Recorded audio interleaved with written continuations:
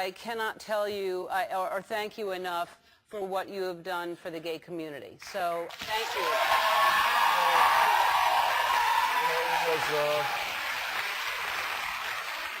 It's one of the things I'm proudest of, because my whole political career has been based on the idea that we constantly want to include people and not exclude them. How do we bring more and more people into opportunity and success and feeling hopeful about their lives? And but I will say, we were driving over here today, and I meant this. I said it to my staff. I said, as much as we've done with laws and ending Don't Ask, Don't Tell, et cetera, changing hearts and minds, I don't think anybody's been more influential than you on that. I really mean that. That's true. And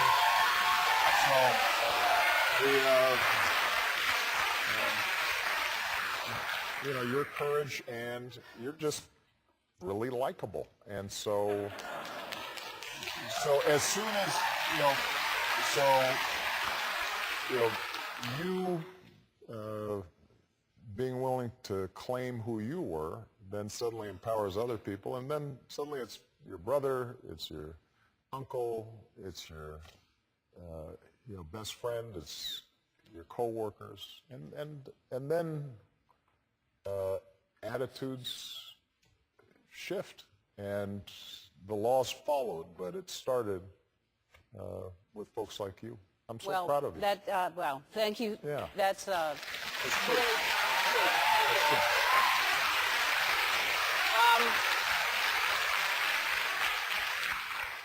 I'm not really gay. But on TV, I know. you play one, and it was great. I just thought it would work, and I've had to stick with it because people responded well. Sound like the dancing thing. Yeah. You just got to kind of keep on going. Exactly. So Malia is going off to college, and that's got to be. It's hard. Yes. Yeah. That's got to be. Look, as Michelle reminds me, our job is to prepare them not to need us. And both my daughters are wonderful people, and Malia is more than ready to leave. But I'm not ready for her to leave. And I was asked if I would speak at her graduation. I said, absolutely not. Because I'm going to be sitting there with dark glasses, sobbing. She's one of my best friends. And it's going to be hard for me not to have her around all the time. But she's ready to go. You can tell she's just a really smart, capable person, and she's ready to make her own way. And they're wonderful. They're wonderful girls. And Michelle gets all the credit, maybe an assist from my mother-in-law, but they really are just solid kids. They don't have an attitude. They're courteous and kind to everybody. They work hard. They don't feel like they're entitled to anything. Well, they have great parents. Yeah. Both you and Michelle are really, really amazing. Michelle is such a strong, wonderful role model for all women, and she has been a great first lady. I agree. That I agree with. You have to take another break. That is indisputable. Yep. And you have been a great president. And like you said, people can say things over and over and over again about unemployment or the economy or anything else they can. But if you listen to that, you're going to believe it. If you look at and look into it and see what the facts are, it's just not the truth. We're better off now than we were when I came in. You've done an amazing job. Do you look at what's going on now in the campaigning, and do you miss it in any way? And do you look at them and go, oh, you're making big mistakes? I don't miss it. It's always good to get out of Washington, which can sometimes be a little depressing. To get out of Washington, or what part is depressing? Well, Washington. Yeah. That's, I would think so. Yeah. I mean, really. Yeah, no, but You're kind of not kidding. You're kind of not I'm kidding. I'm kind of not kidding. Yeah, I mean, what was the biggest surprise for you when you became president? What surprised you the most?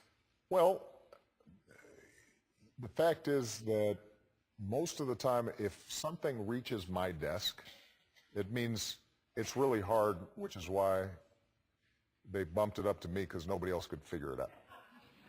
And when I came in, the economy was collapsing. We were about to go into a Great Depression. We had to make a whole bunch of decisions about saving the auto industry, or making sure that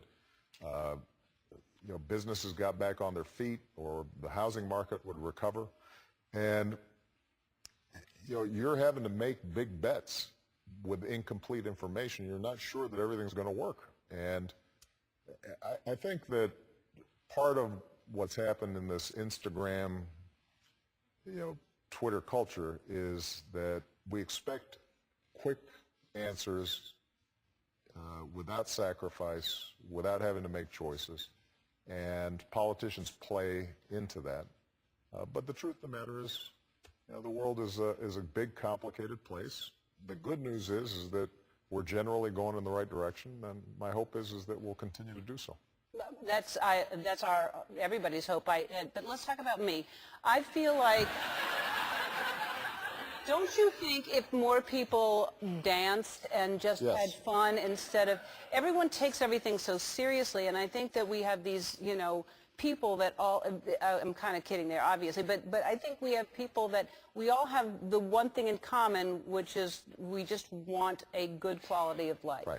And then we have these people that feel one way, and if someone feels another way, we tend to hate them. And it's just That's really not helpful. No, it's not helpful. The amount of stuff that is just put out there on the internet or on sometimes news broadcasts that are just factually inaccurate is surprising, and it's really hard to catch up. Since I came into office, we reduced the deficit by 2/3. But if you ask the average person, they're sure that spending has shot up. And the reason is because there are a bunch of folks who say that we're wildly overspending, even though we aren't. Right. And that's just one small example, but it happens all the time, and that's something that we have to fix, partly by people paying more attention to what's going on every single day. And it's hard. People are busy. They're dropping off their kids. They're working. They're trying to figure out how they get some exercise, do some push-ups, and Speaking of her, Okay. what do you and Michelle disagree on? Well, Like, what do you fight about? After about 15 years, I finally figured out that she's always right. So then, surprisingly, we just stopped fighting Then after there's no that. more fighting. Well, she's a cheater. You know that. When you talk about the push-ups, I'm not gonna argue about it anymore. But she's a cheater. Yeah. Look how far down I went, look how you're still upset about that. I am, because she didn't go down all the way, and she claimed she had longer arms, and so listen, it was very impressive that she kept going, but she didn't go down as far as me. Look at her. Okay. Look. She's gone down pretty far. No, not as far down as me. Look. I mean, those are good. You have good form. I have better form than her, and You I.